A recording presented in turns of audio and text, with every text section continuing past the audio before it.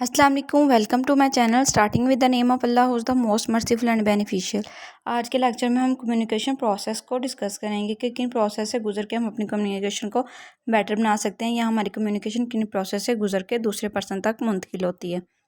तो हमारे पास कम्युनिकेशन के 3 प्रोसेस हैं, सेंडर, मैसेज और जो रिसेप्शन होता है वो वाला जो कि रिसीव करता है मैसेज को, ये होते हैं सेंडर, मैसेज एंड रिसेप्शन। तो इसमें फ़र्स्ट क्या होता है कि मैसेज जो है ना वो सेंड किया जाता है सेंडर के ज़रिए, फिर रिसीवर जो है ना वो मैसेज को रिसीव करता है।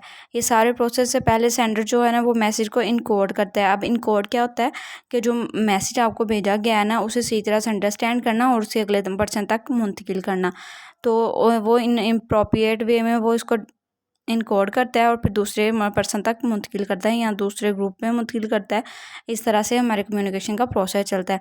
इन सारे प्रोसेस में मिसअंडरस्टैंडिंग भी अक्कर हो जाती है, क्योंकि जब पहले तो होता है कि सेंडर जो ना मैसेज सेंड करता है, फिर वो इनकोडिंग उसकी होती है। जब इनकोडिंग का प्रोसेस होता है तो उसमें मिसअंडरस्टैंडिंग हो जाती है कि जो पर्सन समझने वाला है वो गलत भी समझ सकता है। कि ये हमने पढ़ा भी हुआ है कि जब जो हम इंफॉर्मेशन या किसी पर्सन से कम्युनिकेट करते हैं तो बात अगले पर्सन तक मुंतकिल होती है, तो वो डिकोड जब होती है तो चेंज हो जाती है, उसमें बहुत सारी चेंजेस आ जाती हैं, तो इसमें मिसअंडरस्टैंडिंग अक्कर हो जाती है।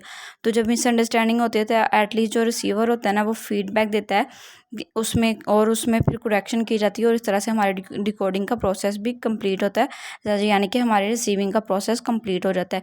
तो ये तो आज के लेक्चर में हमने डिस्कस कर लिया कि प्रोसेस क्या होते हैं कम्युनिकेशन के। तो हमारे पास मेन 3 प्रोसेस हैं, sender, message and the reception यानी कि receiver.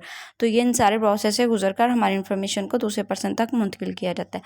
Thank you so much for watching. If you like please subscribe and share.